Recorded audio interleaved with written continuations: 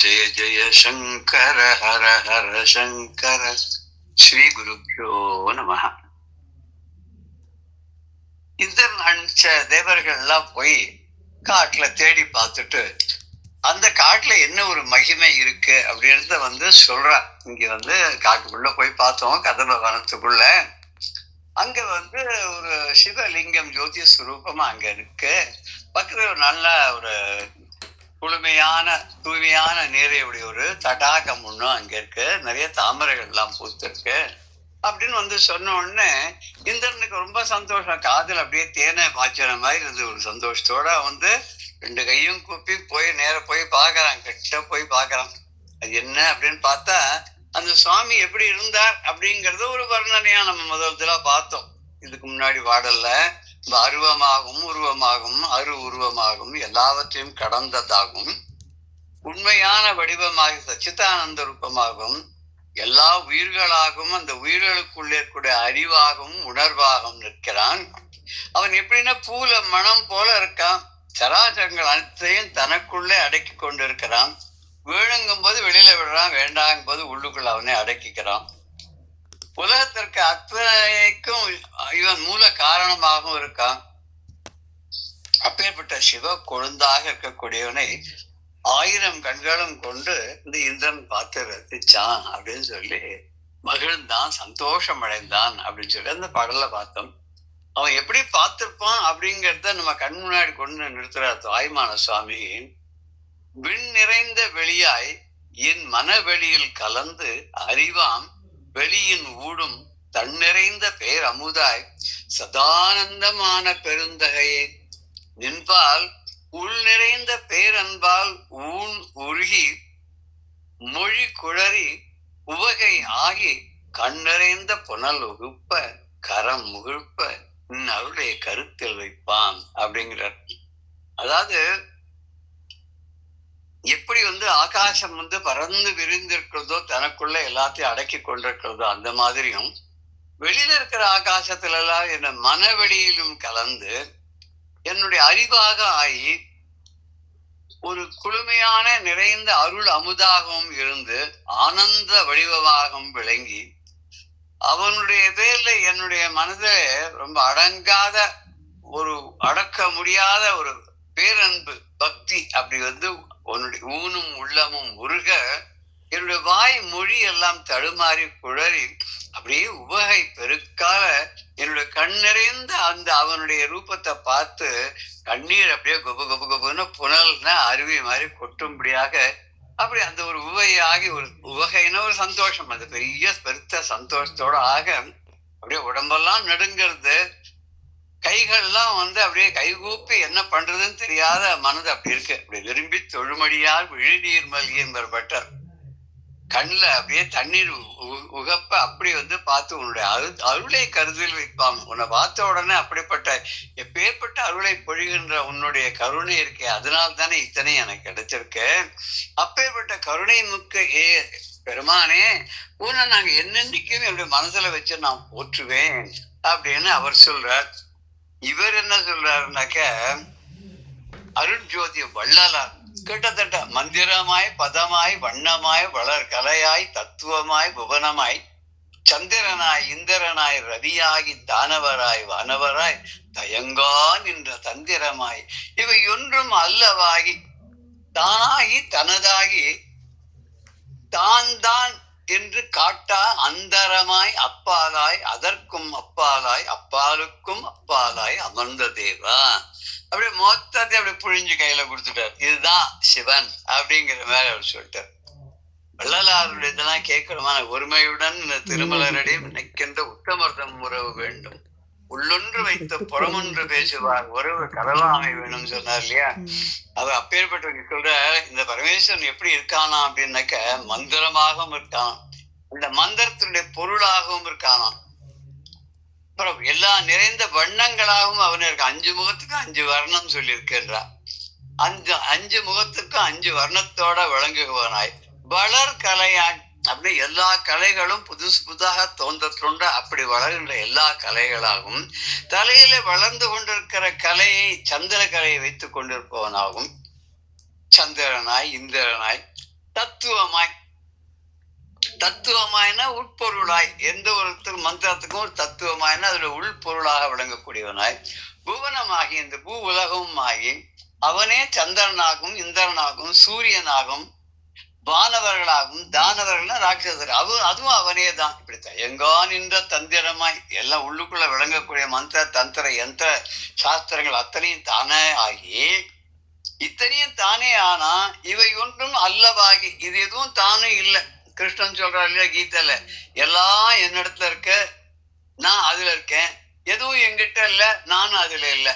இது ரொம்ப குழப்பமா இருக்கும். ஆனா அந்தந்த கான்டெக்ஸ்ட பாக்குற போது அதோட அர்த்தம் சரியா விளங்கும் இல்லையா? அது மாதிரி சொல்றாரு, எல்லாம் தானாகி, எல்லாமே தான் தான், எல்லாமே தனதாகி, எல்லாமே தனக்குரியதாகி, அப்படியே கீதை இருக்கு, அப்படிங்கிற மாதிரி இருக்கு. தான் நான் காட்டா அந்தரமாய், அதெல்லாம் நான் தான் அப்படின்னு அவன் காட்டல, அதெல்லாம் நான் தான் அதெல்லாம் அப்படிங்கிறதையும் காட்டல. எதுக்கும் அப்பாலா போய் நின்று கொண்டு புரியாத புதிராகும் அவனே நின்று கொண்டு அப்பாலாய் இத்தனை சொன்னவன் எல்லாத்தையும் தாண்டியதாகும், அதற்கும் அப்பாலாய். சரி, அதுக்கப்புறம் அப்பாலுக்கும் அப்பால, எது கடைசின்னு எது சொல்றியோ அதையும் தாண்டி இருக்கக்கூடியவனாக அமர்ந்த தேவே, அப்படி இருக்கக்கூடிய தேவா உன்னை நான் வணங்குறேன் அப்படின்னு சொல்ற. ஒருத்தரும் சொல்றதெல்லாம் பார்க்கும்போது நமக்கு என்ன தோன்றது அப்படின்னாக்க, எல்லாரும் எப்படி நமக்கா அப்படி அள்ளி கொடுத்து வச்சுட்டு போயிருக்காளே, பொக்கிஷங்களாக நமக்கு வச்சுட்டு போயிருக்காளே. எத்தனை விஷயங்களை நாம லைஃப்ல மிஸ் பண்றோம் இல்லையா? வாழ்க்கையில ஒரு இது பாசுரம் ஒண்ணு உண்டு, ஆழ்வார் பாசுரத்துல. மனுஷனுக்கு வேதம் சொல்ற வயசு 100, அதுல பாதியும் தூங்கி போயிடுவானாம். இந்த மீதியில பால பருவம், படிப்பு, வியாதி, அது இதெல்லாம். கடைசியில பார்த்தா ஒரு 10% கூட இருக்காதான் நல்ல வழியில செலவு பண்றதுக்கு. அதை கூட பகவானுடைய சிந்தனையில நம்ம அந்த கவனத்தை செலுத்தாம வீணா போறோமேன்னு அப்படின்னு அவர் சொல்லுவார். இங்க இந்திரனுக்கு பரம சந்தோஷத்தோட அந்த சிவனை பாக்குறான். பார்க்கும்போது எப்படி இருந்தது அப்படின்னு அவன் ரொம்ப தரிசித்து, அப்படியே இப்ப நம்ம பார்த்தோமே அது மாதிரி வள்ளலார் சொன்ன மாதிரியும், தாயுமான சுவாமி சொல்ற மாதிரியும், அப்புறம் திருமூலர் சொல்ற மாதிரியும் பார்க்கும்போது இவனும் அந்த உருவத்தை கண்டான், கீழே விழுந்து வணங்கினான். அப்படியே எழுந்து நின்று அப்படியே ஆர்ப்பரித்த சந்தோஷத்தினால் புலகாங்கிதம் அடைந்தான். கண்கள்ல ஆனந்த கண்ணீர் சொரிய மகிழ்ச்சின்ற கடல்ல மூழ்கி இந்த உடல் நடுங்க, மொழி தடுமாறி, அதாவது வாய் குழறது, என்ன பேசுறதுன்னு தெரியல. ஒரு திடீர்னு புதுசா ரொம்ப நாள் பார்க்காத ஒருத்தரை, எதிர்பார்க்காத ஒருத்தர் வந்துட்டாருன்னா அவர்கிட்ட என்ன பேசுறதுன்னு தெரியாது நமக்கு. கதவை தந்து பார்த்தோன்னா பேரு அதிர்ச்சி, ஒரு ஆச்சரியம். அதுல அடாடா இவர் தானா, இல்ல இவர் வேறு யாராதா, அவரை மாதிரி இவர் வந்திருக்காரா அப்படின்னு ஒரு ஆச்சரியத்துல மூழ்கி போயிட்டு நமக்கு ஒண்ணுமே புரியாது, என்ன சொல்லணும்னே தெரியாது. அவ வந்தவங்களை வாங்க, உள்ள வாங்க, உட்காருங்க அப்படின்னு கூட சொல்ல தோணாது. அப்படி ஒரு மகிழ்ச்சி கடல்ல மூழ்கி உடல் நடுங்க, மொழி தடுமாறி அன்பு வடிவமாகி இந்த தேவர்களுக்கெல்லாம் தலைவனாகக்கூடிய அந்த இந்திரனானவன் அந்த சோமசுந்தர கடவுளுக்கு இப்ப என்ன பார்த்தாச்சு, பார்த்த உடனே என்ன பண்ணணும், அதுக்கு என்ன பண்றது? இந்த உலகத்துல இருக்கிறது பொருள்கள் எல்லாம் அவனுக்கு அவ்வளவு இஷ்டம் இல்லை. அதனோட உலகம் தான் சிறந்த, எல்லாருக்குமே அவ ஊர் தான் அப்படின்னு இல்லையா? நம்மளே பாக்குறோமே, இந்த காவேரி கரையில இருந்து இருக்கிறவா நாங்க தான் ரொம்ப வசதியும்பா, தாமிரபரணி கரையில இருக்கிறவா அவன் நாங்க தான் வசதியும்பா. இப்படி ஒருத்தர் துங்கபத்ரா கரையில் நாங்க தான் வசதி, அங்கதான் பாண்டுரங்கன் இருக்காம்பா. நர்மதா, துங்கபத்ரா, ஒரு இடத்துல கிருஷ்ணா நதி, இப்படி ஒரு நதி தீரத்துல இருக்கிறவாலும் அவளுடைய ஊர் தான் வசதின்னு சொல்ற மாதிரி இவனுக்கு வானுலகம், தன்னுடைய உலகமான தேவர் உலகம் தான் அவனுக்கு வசதியா இருக்கு. அங்கே போய் அங்க இருக்கக்கூடிய உயர்ந்த புனிதமான புண்ணிய பொருள்களை எல்லாம் எடுத்துக்கொண்டு வரும்படியாக ஆளுகளெல்லாம் அனுப்பிச்சான் அப்படின்னு அந்த பாடல பார்த்தோம். கண்டு பார்த்து விழுந்து எழுந்து, கீழே விழுந்து வணங்கி எழுந்து, விழி துளிர்ப்ப, கண்கள்ல நீர் பெருக்கு, அப்படியே இப்படி கண்ணுல முத்தா கண்கள் கண்ணீர் வருது, துளிப்ப எழு களிப்பு என்னும் கடலில் ஆழ்ந்தார். அப்படியே அப்படி எழுந்த அலையோட பொங்கி வழியிற மாதிரி இருக்கக்கூடிய அந்த கடல் போல இவருடைய ஆனந்த பெருக்கானது கடல் போல அதுல மூழ்கி எழுந்து விண்டு மொழி தழுதழுப்ப, உடலெல்லாம் நடுங்க, வாய் குளற, உடல் பனிப்ப, உடல்லாம் வேர்த்து கொட்டுறது. அப்படியே அன்பு உருவாய், அன்பே வடிவமாக விண்ணோர் வேந்தன், விண்ணவர்கள், வானவர்கள், வானவர்களை தேவர் உலகத்தில் இருக்கக்கூடிய அவர்களுக்கு வேந்தனாக அரசனாக இருக்கக்கூடிய அந்த இந்திரனானவன் அண்டர் பிரான் அர்ச்சனைக்கு, அண்டர் பிரான் இந்த உலகங்கள் அனைத்துக்கும் விஸ்வத்துக்கே தலைவனாக இருக்கக்கூடிய அந்த பரமேஸ்வரனுக்கு அர்ச்சனை செய்ய வேண்டும் என்பதற்காக உபகரணம் எல்லாம் தேவையான பொருள்கள் எல்லாத்தையும் ஷோடச உபசாரங்களுக்கு வேண்டிய அத்தனை பொருள்களை, புஷ்பங்களை, அபிஷேகத்துக்குரிய பொருள்கள், பூஜைக்கு வேண்டிய பாத்திரங்கள் எல்லாவற்றையும் எங்கிருந்து எடுத்துட்டோம்? அகல் வான் எய்தி அந்த அகண்ட பேருலகமாக திகழக்கூடிய அந்த வானுலகத்திலிருந்து போய் கொண்டு வர, அங்கிருந்து எடுத்துன்னு வர்றதுக்காக சிலரை விடுத்து, சில பேர் தங்கூட வந்து இந்த தேவர்கள்லயே சில பேரை நீங்கெல்லாம் போய் இதெல்லாம் எடுத்துன்னு வாங்க அப்படின்னு சொல்லிட்டு அனுப்புறான். அனுப்பிச்சோன்னா அவர்கள் ஏக அவெல்லாம் போயிட்டா, கிளம்பி போயாச்சு. ராஜா சொன்னா கேட்கணும் இல்லையா, உடனே கிளம்பி போயிட்டா. சரி, அப்படி பாபா வர வரைக்கும் காத்துட்டு இருக்கணும். அதுக்குள்ள அவனுக்கு திடீர்னு இந்த சிவலிங்கத்தை பார்த்த உடனே இன்னும் ஒரு குறை குத்தி இருப்பான். ஆஹா, இங்க ஒரு குறை இருக்கே அப்படின்னு மனசுல தோணித்து. என்ன குறை அப்படிங்கறது அடுத்த பாடல்ல சொல்ற. தம் குடிமை தச்சனையோர் விமானம் அமைத்திட விடுத்து தடத்தின் பார் போய் அங்கணனை கடிது அரிச்சித்திட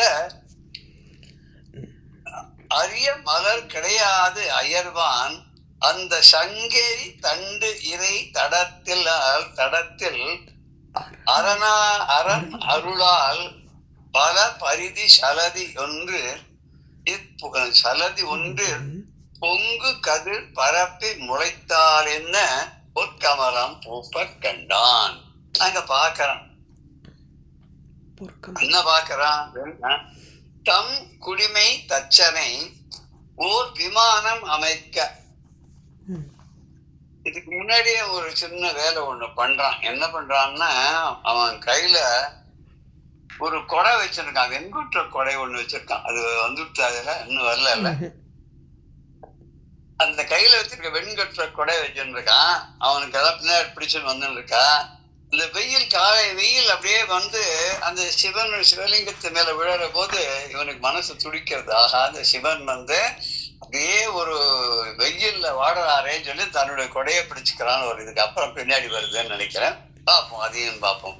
தம் குடிமை தச்சனை ஓர் விமானம் அமைத்திட விடுத்து அத்தடத்தின் பார் போய் அங்கணனை கடிது அரிச்சித்திட அரிய மலர் கிடையாது அயர்வான் அந்த சங்கு எரி தண்டு இறை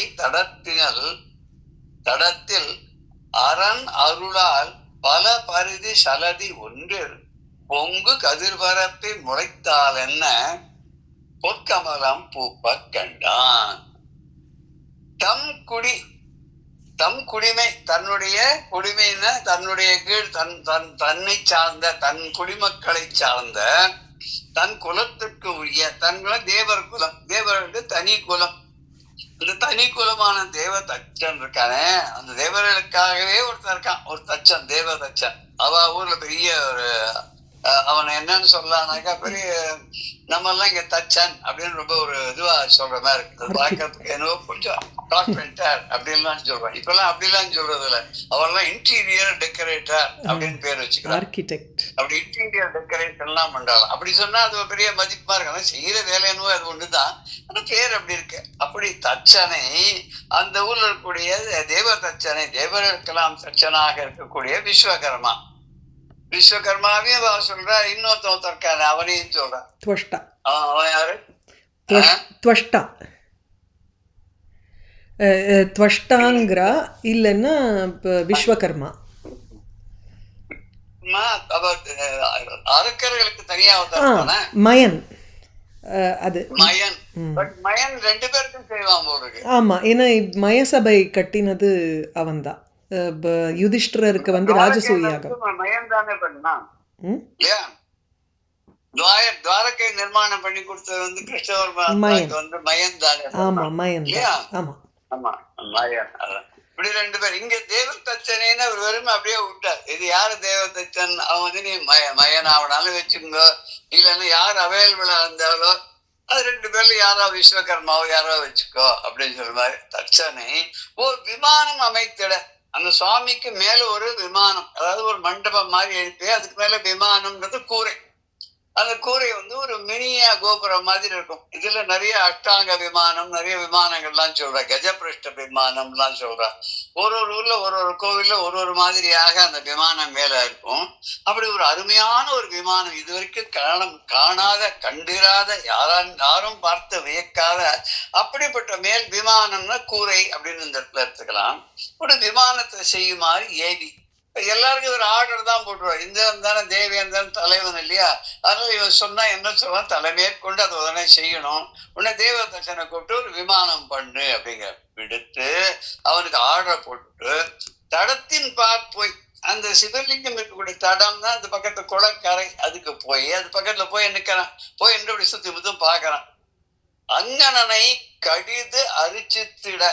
அங்கணன் அப்படின்னு சொன்னாக்க சிவபெருமானுக்கு அங்கணன் பேர். அங்கணன் அருளை பொழிபவன், குளுமையான அருளை பொழிபவன், அவனுக்கு அங்கணன். அந்த கண்கள் எல்லாம் சிவனுக்கும் சூரியன், சந்திரன், அக்னிங்கிறது கண்களா இருந்தாலும் பக்தர்கள் அந்த கண்கள் எப்பொழுதுமே அருளை பொழிகின்ற தன்னிலவாக தான் எப்பவுமே இருக்குமா. ஆனால் அங்கணன், அந்த அங்கணனான அந்த பரமேஸ்வரனை கடிது அரிச்சித்திட, அவரை நெருங்கி அவருக்கு அர்ச்சனைகள்லாம் செய்து வழிபடுவதற்காக அரிய மலர் கிடையாது. அதுக்கு தேவையான நல்ல புஷ்பங்கள் எதுவும் அக்கம் பக்கத்துல எங்கேயும் காணும். அது ஒரு காடு, கதம்ப வனம். அதுல இவன் தான் முதல்ல ரொம்ப நாள் கழிச்சு பாக்குறான். அது கூட இவன் முதல்ல போல இவனோட ஆட்கள் எல்லாம் போய் பார்த்து அங்க ஒரு சிவலிங்கம் இருக்கு, அங்க பக்கத்துல ஒரு பொற்றாமரை குளம் இருக்கு, இப்படிதான் சொல்றதுக்கு அப்புறம் தான் அங்க கிட்ட போய் பாக்குறான். சரி, சிவனையும் பார்த்துட்டான், குளத்தையும் பார்த்தான். என்ன இங்க எங்கேயாவது பூக்கள் ஏதாவது கிடைக்குமான்னு அந்த பூக்கள் எதுவுமே காணும் அவனுக்கு. எங்க பார்த்தாலும் சுற்றி வர எந்த பூவுமே காணும். மனசு ரொம்ப குழப்பமா இருக்கு. அதனால என்ன பண்றான்னா அப்படியே ரொம்ப அயர்ந்து போய் அந்த இடத்துல பண்றான். அயர்வான் அந்த சங்கு எரி தண்டிரை தடத்தில். அங்க அந்த இடத்துல சங்கு எரி, சங்குகளை எல்லாம் வீசக்கூடிய அலைகள், அந்த குளத்திலயும் அலைகள் இருக்கு. அந்த அலைகள்ல சங்கெல்லாம் மிதந்துட்டு வருது.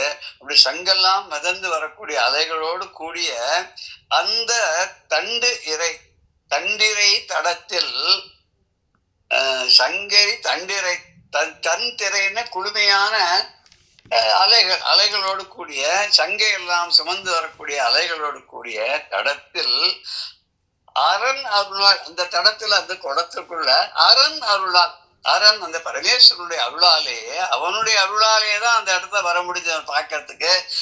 அவருடைய அருளாலே தான் அவருடைய தரிசனமும் அவனுக்கு கிடைச்சது. இப்ப அவனுக்கு மனசுலயும் அவருடைய அருளால் தான் இதெல்லாம் செய்யணும்னு தோன்றது. அந்த குளத்துல எப்படி இருக்குன்னாக்க பல பரிதி, அதாவது ஒரு சூரியன் இல்ல, 1000 சூரியன், பலனா ஆயிரக்கணக்கான, அப்படி ஆயிரக்கணக்கான சூரியனுடைய ஒளி விழுந்ததுன்னு எப்படி இருக்குமோ, சலதின்னா சமுத்திரம், ஜலதி அப்படின்னு சொல்ற போல அததான் சலதின்னு நீங்க சொல்ற. அப்படி அந்த கடல்ல அந்த அத்தனை ஒளியையும் இந்த சூரிய ஒளி வீசுதானே எப்படி இருக்குமோ அந்த மாதிரி அந்த சலதி ஒன்றில் பொங்கு கதிர் பரப்பி முளைத்தாள். அதுக்குள்ள என்னன்னா அப்படியே பொங்கி அப்படியே படபடன்னு அந்த தாமரை புஷ்பங்கள்லாம் பூத்திருக்கு. அதெல்லாம் எப்படி இருக்குன்னா பொற்றாமரையா, தங்கத்தாலான தாமரை போல இருக்கான். அது ஒன்னொன்னும் ஒரு சூரியன் மாதிரி இருக்கான். ஏன் அப்படின்னா மேலேந்து வந்த சூரிய ஒளியானது அந்த குளத்துல விழும்போது எப்படி கடல் அங்கங்க வரும்போது பல சூரியன்கள் தெரிகிற மாதிரி இங்க தடாகத்திலேயே இந்த பொற்றாமரையின் மேல இந்த சூரிய ஒளியானது விழவும் அது பல விதமான பல ஆயிரக்கணக்கான சூரியர்கள் ஒளிபரப்பினது போல இருந்துதான். அப்படிப்பட்ட பொன் தாமரை எல்லாம் பார்த்தான் அவங்க. தம் குடிமை தச்சனை ஓர் விமானம் அமைத்திட விடுத்து தடத்தின்பார் போய் அங்கணனை கடிது அரிச்சித்திட அரிய மலர் கிடையாது அயர்வான் அந்த சங்கு எரி தன் திரை தடத்தில் அரணார் அருளால் பல பரிதி சலதி ஒன்று பொங்கு கதிர் பரப்பி முளைத்தாள் என்ன பொற்கமலம் பூப்ப கண்டான். பொங்கு கதிர் பரப்பின்னு பொங்கக்கூடிய பளபளன்னு இருக்கக்கூடிய கதிர்களை எல்லாம் அங்கே அந்த குளத்தின் மீது விழும்படியாக செய்கின்ற அந்த சூரிய ஒளியை பரப்பி தப்பி முளைத்ததால் என்ன, அந்த ஒளியினால அந்த ஒளியே அப்படி ஒரு தங்க தாமரையாக முளைத்ததோன்னு சொல்ற மாதிரி இருக்கக்கூடிய தங்க தாமரைகள்லாம் பூப்ப கண்டான். அங்கே மலர்ந்திருப்பதை பார்த்தான். அந்த தாமரை மலர்கள் எல்லாம் தங்கத்தாலான தாமரைகள் எல்லாம் அங்கே மலர்ந்திருப்பதை அவன் கண்டான். தடம்ன குளம், அங்கனம் சிவபெருமான், பரிதின சூரியன், சலதி அப்படின்னா கடல், கடல் போல, கமலம்ன தாமரை. சரி, இத பார்த்தா உடனே ஆச்சு, ரொம்ப சந்தோஷம் ஆயிடுச்சு. புஷ்பமும் கிடைச்சுடுத்து, வழிபடுறதுக்கு சிவனும் கிடைச்சுடுத்து, அடுத்து குளமும் கிடைச்சுடுத்து. குளத்துல நல்ல நீரும் இருக்கு, சுத்தமான நீரும் இருக்கு. தன்னுடைய ஏவலர்கள் எல்லாம் போய் அங்க வானுலகத்திலிருந்து பூஜைக்கு வேண்டிய பொருள்கள் எல்லாம் கூட அவெல்லாம் எடுத்துட்டு வரப்போறா. அந்த சூழ்நிலை இந்திரன் என்ன பண்றான், அதுக்குள்ளேயும் ரொம்ப அன்பு மேலிட்டதுனால, மகிழ்ச்சி பொங்கினால ஆனந்த கூத்தாடுறானோ. ஆஹா, என்ன இது, நம்ம கட்டப்பட்டவனாலும் நமக்கு ஒரு விடுவு காலம், ஒரு வெடிமோட்சம் வந்ததே, இப்படி ஒரு பரமேஸ்வரனுடைய அருள் நமக்கு கிடைச்சது. இத்தனை நாளா இங்க இப்படி ஒரு ஈஸ்வரனான வந்து கதம்பவனத்திற்குள்ள தனித்திருக்கான்னு நமக்கு தெரியாத போச்சு. ஆனந்த கூத்தாடுறோம். இது கிட்டத்தட்ட வந்து நமக்கு கண்ணப்ப நாயனாருடைய கதையை ஞாபகப்படுத்துற மாதிரி இருக்கு. அது பின்னாடி நடந்ததுன்னாலும் அவர் என்னன்னாக்க வேடர், அவர் வந்து காளஹஸ்தி, காளஹஸ்தியில மலையில வேடன், அவன் வேடன் பாத்தீங்கன்னா வேட்டையாடிகள்லாம் வருவான். ஒரு நாள் மலை உச்சியில போய் பார்க்கும் போது அங்க ஒரு சிவலிங்கம் இருக்கு. அவனுக்கு அது என்னதுன்னே தெரியல. ஆனா அது மேல நிறைய பூக்கள், அப்படி நிறைய அந்த வில்வம் இதெல்லாம் நிறைய போட்டிருக்கு. இவன் பார்த்தா என்னடா அது சுவாமி போல இருக்கு, ஒரு குப்பையா அமையில இருக்கேன்னு சொல்லிட்டு தன் காலாலேயே அதெல்லாம் வந்து காலில் போட்டு செருப்பு, அதாலேயே வந்து அவன் காலால அப்படியே விலக்கி விடுறான். விலக்கிட்டு அதை இன்னும் அடிக்கலாம் போல பக்கத்துல கொடுத்து வாய் நிறைய தண்ணி அப்படி எடுத்துட்டு வந்து அது மேல அப்படியே அந்த உமிழ்ந்து அதை கிளீன் பண்றான். கிளீன் பண்ணிட்டு என்ன பண்றான், அங்கே அவன் வந்து ஏதோ மேட்டையாடைய மிருகத்தினுடைய ஒரு மாமிசத்துண்டை தன்னுடைய அம்புல குத்தி எடுத்து அங்கேயே சருகுகள் எல்லாம் வச்சு தீ மூட்டி அதுல வேக வச்சு கொஞ்சோன்னு கடிச்சு தின்னு பார்த்து நல்லா இருக்கான்னு பார்த்து அதை எடுத்து வந்து சாமிக்கு அவன் வந்து நைவேதனம் பண்ணுவான். தினம் தினம் இவன் பண்ணிட்டு போனா மறுநாள் காத்தால அந்த ஒரு பூஜாரியானவர் வந்து பார்க்கும்போது, என்னடா அது, நம்ம எவ்வளவு நல்லா இன்னைக்கு பூவெல்லாம் போட்டு அர்ச்சனை பண்ணி சிவலிங்கத்துக்கு வந்து அபிஷேகங்கள் எல்லாம் பண்ணிட்டு போனோம், இன்னைக்கு இப்படி இருக்கே ஒரு அபச்சாரமா இருக்கேன்னு சொல்லி அவர் அதெல்லாம் கிளீன் பண்றாரு. இப்படி ரெண்டு பேரும் மாத்தி மாத்தி மாத்தி மாத்தி பண்ணிட்டு இருக்கா. இந்த சோதனை நடந்துட்டே இருக்கு. ஒரு நாள் சிவன் அவனுடைய பக்தியை சோதனை பண்றதுக்காக தன்னுடைய ஒரு கண்ணுல இருந்து ரத்தம் வரவழைக்கிறார். கதை நமக்கு தெரியும். இந்த சுவாமியை பார்க்கிற போது அவனுக்கு பூஜை பண்ணும்போது இந்த கண்ணப்பனுக்கு எப்படி இருந்ததுன்னா அவ்வளவு சந்தோஷமா இருந்ததுதான். இத்தனை நாள் நமக்கு தெரியாத போச்சே, இப்பதானே பாக்குறோம் சேக்கிழார் புராணுடைய பெரிய புராணத்துல. இதுவும் ஒரு நாயன்மார்கள் சரித்திரத்துல இவன் கண்ணப்ப நாயனார் தான் முதல் நாயனார் நினைக்கிறேன். அவன் எவ்வளவு சந்தோஷம் அடைஞ்சான சிவலிங்கத்தை பார்த்து, அந்த அளவுக்கு இவனும் சந்தோஷம் அடைகிறான். அது சிவன் கண்ணுல வரக்கூடிய ரத்தத்தை சரி பண்ணுவதற்காக தன் கண்ணையே பெயர்த்தெடுத்து அந்த வைக்கிறான்.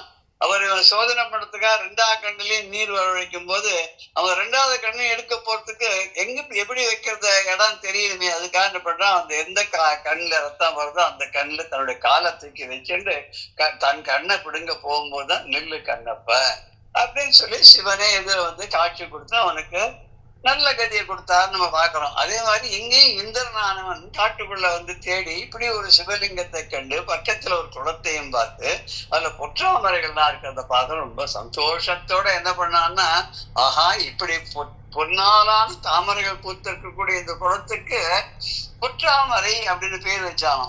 பொற்றாமரை குளம்னு பேர் வச்சு இந்த பேர் 7 லோகத்திலேயே நிலைச்சிருக்கட்டும், எல்லாரும் இந்த பொற்றாமரை குளம் அப்படின்னு சொல்லட்டும், இந்த குளத்தில் நீராடி அதனால் ஏற்படக்கூடிய புண்ணியத்தை எல்லோரும் அடையட்டும் நம்ம வந்து டிக்ளேர் பண்ணா.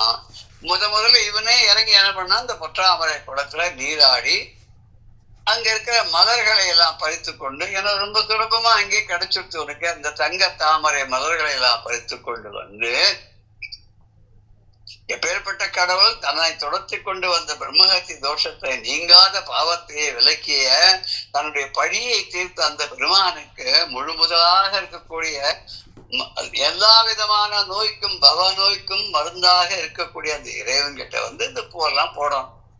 போடும்போது அவனுக்கு பாக்குறான், என்ன பாக்குறான், இதுக்கு முன்னாடி ஒரு சில வார்த்தைகள் கொஞ்சம் கடுமையா இருக்கு, அதை வேணா பார்த்து. அன்பு தலை சிறப்ப மகிழ்ந்து ஆடினான். அன்பு அவனுடைய ஆனந்தமானது தலை சிறப்ப, அப்படி வந்து தலை வரைக்கும் ஆனந்தம் ஏற்படுத்த, உச்சந்தலையில இருந்து உள்ளங்கால் வரைக்கும் பேராந்தம் ஆயிடுத்து. சிறப்ப மகிழ்ந்து ஆடினான், ரொம்ப சந்தோஷத்தோட கூத்தாடினான். காரணத்தால் அதற்கு நாமம் என்பது பொற்றாமரை என்று, அதுல தாமரை பூத்திருக்கு, அது தங்கத்தாலான தாமரையாக இருக்கிறதுனால அதுக்கு பொற்றாமரை அப்படின்னு ஏழு உலகத்துக்கும் அந்த பேரே நிலைத்திருக்கட்டும் அப்படின்னு அவனே பொலிகவென்று எங்கும் விளங்கட்டும் என்று இசைத்து சொல்லி, பின்னும் அதுக்கு மேல என்ன பண்றான், இன்பம் அடங்கும் குடைந்து பின்னும் மின் பதுமத்தடங்கு குடைந்து. மின் பதுமம் அப்படின்னாக்க பளபளன்னு மின்னக்கூடிய தாமரைகள் இருக்கக்கூடிய அந்த தடத்தில் குடைந்துனா குளித்து, தடம்னா குளம், இந்த தாமரை குளத்துல குளித்து பொற்கமரம் கொய்து, அங்க இருக்கிற தாமரை பூக்களை எல்லாம் கொய்து பறித்து கொண்டு எடுத்து அதை எடுத்துட்டு மீண்டு கரைக்கு மறுபடியும் மேல வந்தான். வந்து நீங்கா தன் பிடி நோய் தனிய, தன்னுடைய தீராத பாவத்தை பிணியை படியை எல்லாம் தீர்த்து வைத்த அந்த இறைவன் இருக்கான் இல்லையா, அவன் முளைத்து எழுந்த முழு முதல் மருந்து, தன்னுடைய பாவங்களை எல்லாம் தீர்க்கக்கூடிய, வினைகளை எல்லாம் தீர்க்கக்கூடிய அப்பேற்பட்ட முழு மருந்தாக இருக்கக்கூடிய அந்த பரமேஸ்வரன் பால் வந்தான். அங்க வந்து நின்று பக்கத்துல வந்தான். வந்துட்டு என்ன பண்றான்னா, இதுல என்ன கஷ்டமான வார்த்தைகள் இருக்கு, நாமம்னா பெயர், இசைத்துனா கூறி அப்படின்னு அர்த்தம், பதுமம்னா தாமரை, தடம்னா குளம் அப்படின்னு நம்ம பார்த்தோம். அடுத்த பாடல்ல மொய்த்த புனக்காடிருந்து நிலம் திருத்தி வரும் அளவின் முளைத்து அஞ்ஞான வித்தனைய சிவக்கொழுந்தின் இழு முடிமேல் பருதி கரமெல்ல தீண்ட சித்த நெகிழ்ந்து இந்திரன் தன் வெண் கவிகை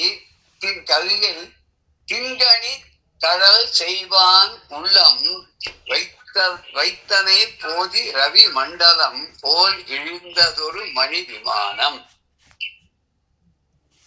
மொய்த்த புனல் காடு எரிந்து நிலம் பிரித்து வரும் அளவின் முளைத்த ஞான வித்து அணைய சிவக்கொழுந்தின் திருமுடிமேல் பருதி கரம் மெல்ல தீண்ட சித்தம் நெகிழ்ந்து இந்திரன் தன் வெண் கவிகை திங்கள் அணில் செய்வான் உள்ளம் வைத்து அணை போதில் ரவி மண்டலம் போல் இழிந்ததொரு மணி விமானம். இதுல என்ன சொல்லறார் அப்படின்னா, காடுகளை எல்லாம் அழித்து அந்த இடத்தெல்லாம் பாதையெல்லாம் சீராக்கி அதுக்கு வழியெல்லாம் அமைச்சு தனக்கு அப்புறம் எல்லாரும் வந்து அந்த இடத்துல வழிபடணும் அப்படிங்கிறதுக்காக வசதி பண்ணணும்ன்ற பேரோட என்ன பண்றாங்கன்னா, அங்க இருக்கிற செடி கொடிகள் எல்லாம் வெட்டி சரியான பாதையை அமைத்து அங்க இந்திரன் பணி செய்து கொண்டிருக்கான். அப்படி பணி செய்து கொண்டிருக்கும் போது என்ன ஆச்சுன்னா, அங்க ஞான வித்தாக முளைத்தெழுத்தக்கூடிய அந்த சிவ கொழுந்தாகிய அந்த சிவலிங்கத்தினுடைய மேல என்ன வருது மேல அப்படின்னாக்கா, ஒரு சூரியனுடைய வெளிச்சமானது உஷ்ணமான கதிரானது அவன் மேல விழுறது. சூரியனுடைய கதிரொளி மெல்ல வந்து அந்த சிவலிங்கத்து மேல விழுறது. அதை பார்த்த உடனே இந்தனுக்கு மனசு ரொம்ப வருத்தமாயிடுது. ஆஹா, இப்படி நமக்காக நம்முடைய பாவங்களை எல்லாம் தீர்த்த அந்த பரமேஸ்வரன் மேல இப்படி காலங்காத்தால் வெயில் உஷ்ணமாக வந்து விழுறது அப்படின்னு சொல்லி வருத்தப்பட்டு தன்னோட தான் கொண்டு வந்த திங்களை ஒத்த, அதாவது வெள்ளை வெளியேன்னு, எப்படி திங்கள்னா சந்திரன், சந்திரன் எப்படி வெள்ளை வெளியேன்னு இருக்குமோ அது போல இருக்கக்கூடிய அவனுடைய வெண்கொற்ற கொடையினால அங்க நிழல் ஏற்படுத்தி சுவாமிக்கு பக்கத்துல அந்த கொடையை நிறுத்தி அவருக்கு வந்து நிழல் ஏற்படும்படியாக பண்ணிட்டு, அப்ப சூரிய மண்டலம் போல ஒளி வீசக்கூடிய ஒரு விமானம் வந்து இறங்கிட்டான். ஏற்கனவே ஆர்டர் பண்ணிருக்காங்க இல்லையா, அந்த விமானம் இப்ப வருது. இந்த இந்திரனானவன் எப்படி வெண்கொற்ற கொடையெல்லாம் வச்சு பிடிச்சுண்டு அந்த சிவனுக்கு இத்தனைலாம் பண்ணானோ, இது மாதிரி வந்து ஒரு நிகழ்வு வந்து நம்ம இதுல சொல்லுவா, பக்த விஜயத்துல சொல்லுவா. பக்த விஜயத்துல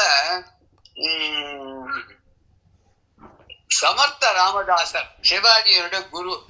இந்த சமர்த்த ராமதாசருக்கு நிறைய சிஷ்யாள் இவர் வந்து ரொம்ப ஒரு சாதாரண ஒரு கௌபீன வஸ்திரதாரியா தான் வந்து போயிட்டு இருப்பார். அவருக்கு எதுலையுமே ஈடுபாடெல்லாம் கிடையாது, எதையும் வச்சுக்க மாட்டார் தனக்குன்னு. அப்படிப்பட்ட ஒரு யோகீஸ்வரனாக விளங்கியவர் சிவாஜிக்கு குரு. அவரோட பல சிஷ்யர்கள்ல ஒருத்தர் வந்து அவர் ரங்கநாத கோஸ்வாமி அவர் பேர். அவர் வந்து எப்படிப்பட்டவர்னாக்க, அவர் ஏதோ ராஜ பரம்பரையில வந்தவர், ஏதோ எல்லாம் பிடிக்காத இங்க வந்துட்டார். ஆனா கூட அவருக்கு எல்லாம் எல்லாரும் கொண்டு கொடுப்பா, பிரமாதம் ராஜா வேற எல்லாம் கொண்டு கொடுப்பானா, நல்ல அழகான பூஷணங்கள்லாம் போட்டு நல்ல பட்டு வஸ்திரங்கள்லாம் கட்டிட்டு அப்படி ஜம்மனா இருப்பார். அவர் பாக்குறதுக்கு இருக்க இத்தனை சிஷாலி இவர் பார்த்தா ரொம்ப ஒரு பெரிய இடத்து பையன்ற மாதிரி தெரியும். மற்ற சிஷாலாம் ஒரு நாள் அவர்கிட்ட போய் சொன்னார், குருவே இவன் பண்றது கொஞ்சம் கூட நன்னா இல்ல, நாமெல்லாம் இவ்வளவு சிம்பிளான ஒரு வாழ்க்கையை வாழ்ந்துட்டு போது இவன் மாத்திரம் இப்படி படாடோபமா இருந்தா நன்னாவா இருக்க, 4 பேர் பார்த்தா ஒரு மாதிரி கேவலமா நம்மள சொல்ல மாட்டாளான்னு. உடனே குரு என்ன பண்ணாரு, அப்படியா சித்தரு அப்படின்ட்டு ரங்கநாதா அப்படின்னு கூட்டார். குருவே வந்தார் கிட்ட, உனக்கு இதெல்லாம் வேண்டாமேப்பா. அப்படியா குருவே, எல்லாம் குருவோட சித்திரம், குரு கிருப்பை ஏதோ அப்படியே அப்படின்னா உடனே எல்லாரையும் அக்கவ கூட அந்த ஆள்கள் எல்லாம் கூப்பிட்டான். ராஜாவோட ஆள்கள் எல்லாம் வேற, இவருக்கு எப்ப பார்த்தாலும் செக்யூரிட்டி வேற வந்துட்டு இருக்கா வேற, இதெல்லாம் எடுத்துன்னு போயிடுப்பா, எல்லாத்தையும் கொண்டு போய் ராஜாட்ட கொடுத்துருன்னா இவரு ஒரு கௌபீனத்தை கட்டுன்னு குருவோட வந்தார். குரு அதோட விடல, கொஞ்ச தூரம் போன உடனே ஒரு 11 மணி காத்தால இருக்கும், அங்க ஒரு பாறை இருந்தது, நீ இது மேல உட்காருனார். உட்கார்ந்தார். நாங்க போய் அப்படியே அங்கே போயிட்டு பிக்ஷா வந்தனம்னா எடுத்துட்டு வரோம். நாங்க வர வரைக்கும் நீ இப்படியே கண்ணை மூடி நீங்க தியானம் பண்ணிடுரு, நான் சொல்ற வரைக்கும் கண்ணை திறக்காத தியானம் பண்ணிட்டு போயிடுற.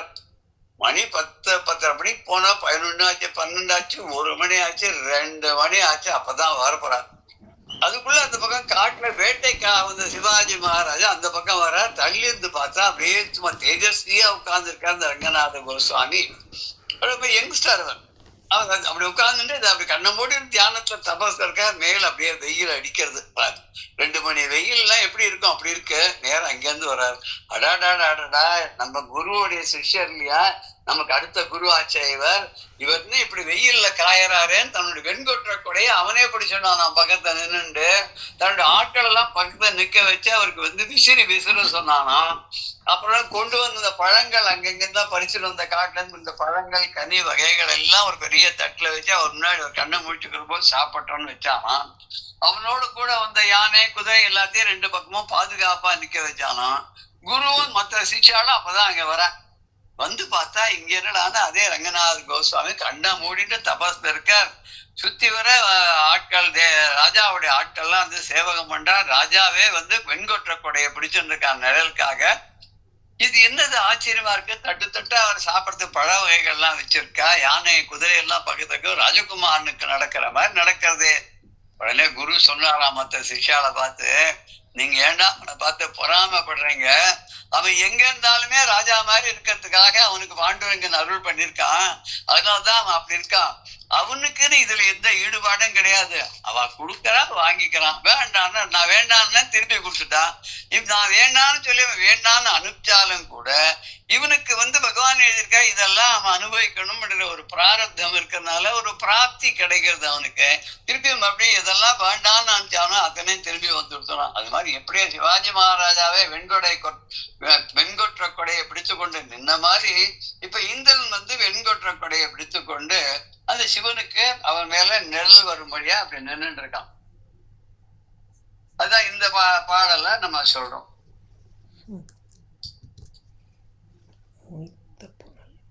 மொய்த்த புனக்காடு எரிந்து நிலம் திருத்தி வரும் அளவின் முளைத்த ஞான வித்தனைய சிவக்கொழுந்தின் திருமுடிமேல் பருதி கரம் மெல்ல தீண்ட சித்தம் நெகிழ்ந்து இந்திரன் தன் பெண் கவிகை திங்கள் நிகழ்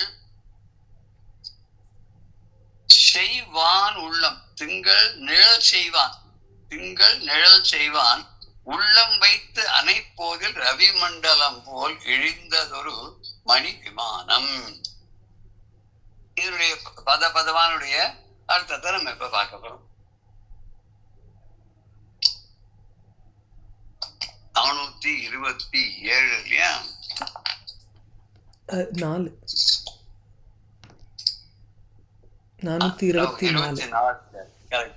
424.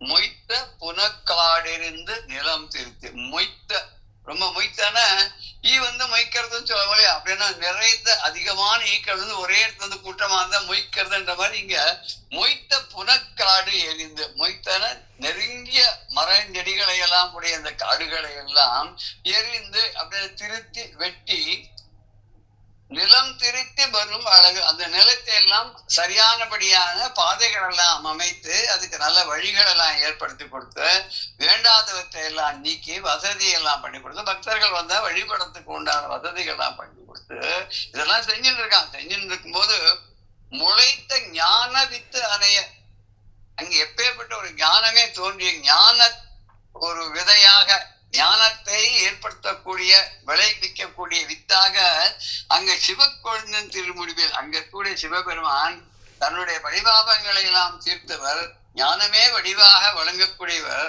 அந்த சிவபெருமானுடைய சிவக்கொழுந்தினுடைய திருமுடி மேல், அவருடைய தலை மேல ஜடாமுடியின் மேல பரிதி கரம் மெல்ல தீண்ட. பரிதினா சூரியன், அந்த சூரியனுடைய கரம் அவனுடைய ஒளி, அவனுடைய கதிர்கள் வந்து இங்க கரங்கிற இந்த கரமானது மெல்ல தீண்ட மெல்ல வந்து அது மேல விழுந்து இவனுக்கு மனசு பதைக்கிறது. ஐயோ இந்த உஷமான சூரிய கிரணங்கள் இந்த சிவன் மேல விழறதே அவரால் தாங்க முடியாதுன்னு இந்திரன் சித்தம் நிகழ்ந்து அந்த இந்திரனானும் தனது மனம் வருந்தி தன் திங்கள் வெண் கவிகை நிழல் செய்வான்.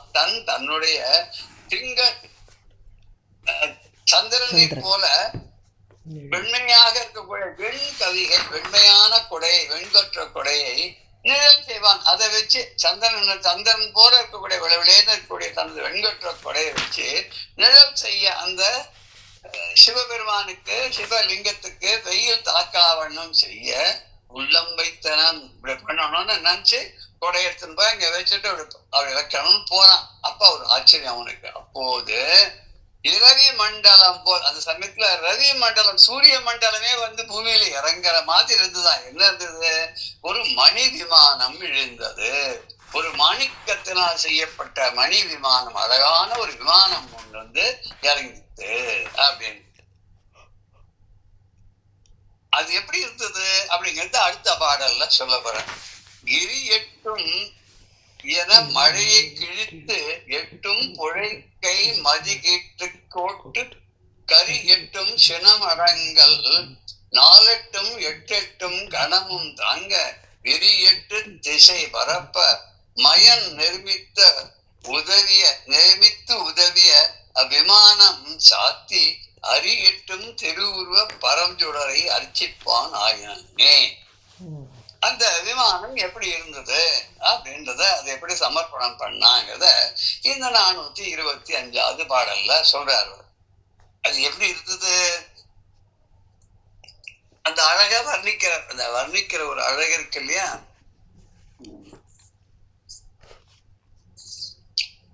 வந்துட்டு ஒரு நிமிஷம்.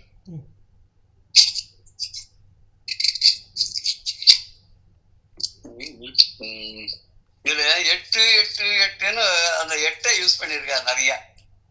கிரி 8, கிழித்தெட்டு, அப்புறம் வந்து சினம் அடங்க 4 8 8 8 வெறி 8 இன்னும் நிறைய 8 8ங்கிற வார்த்தையை நிறைய யூஸ் பண்ணிருக்காரு.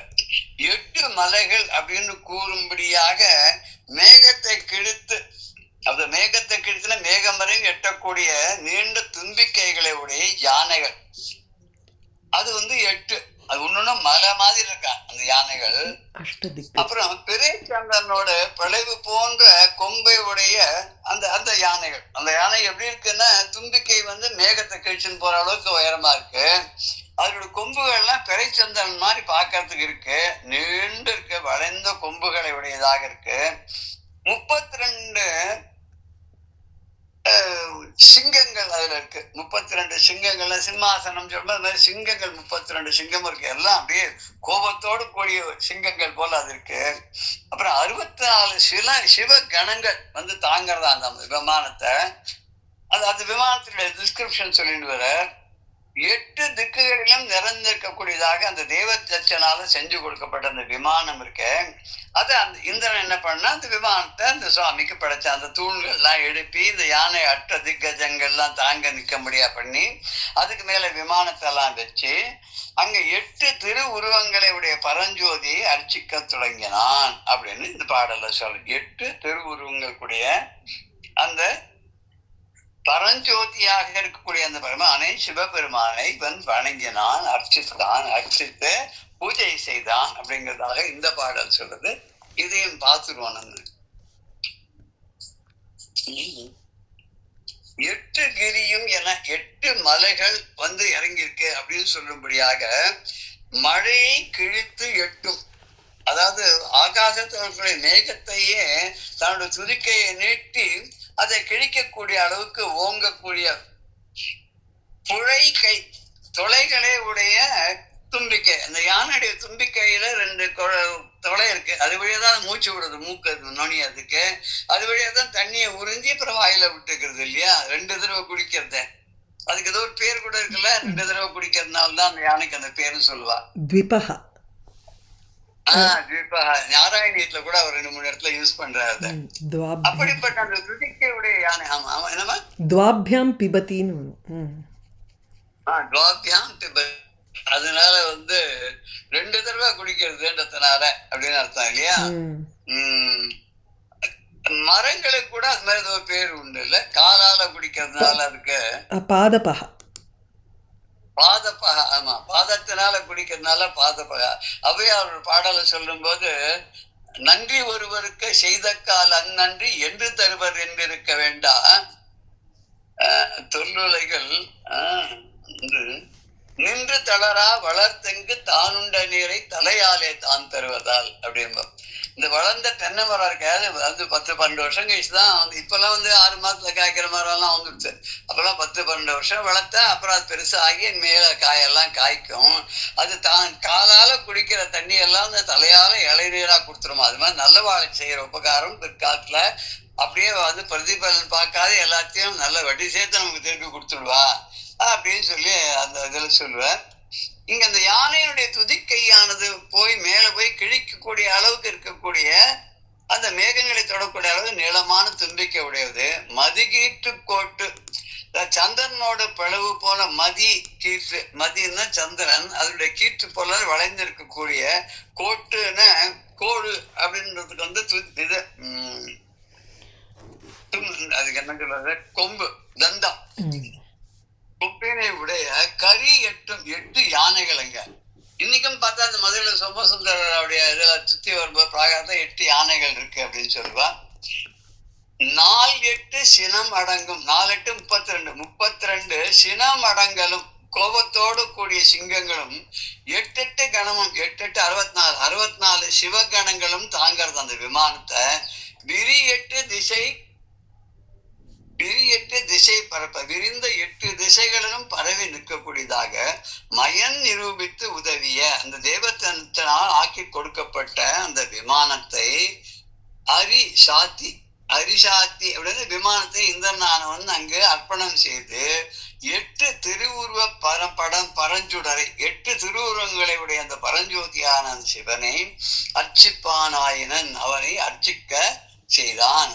அப்படி சிவனை அர்ச்சனை செய்தான் அப்படின்னு இந்த பாடல் இருக்கு. இந்த பாடலை இன்னும் கொஞ்சம் விரிவாக அடுத்த செஷன்ல பார்த்துட்டு நம்ம மேற்கொண்டு அடுத்ததாக போலாம். அது வரைக்கும் ஜெய ஜெய சங்கர ஹர ஹர சங்கர ஸ்ரீ குருபியோ நம. ராம் ராம்.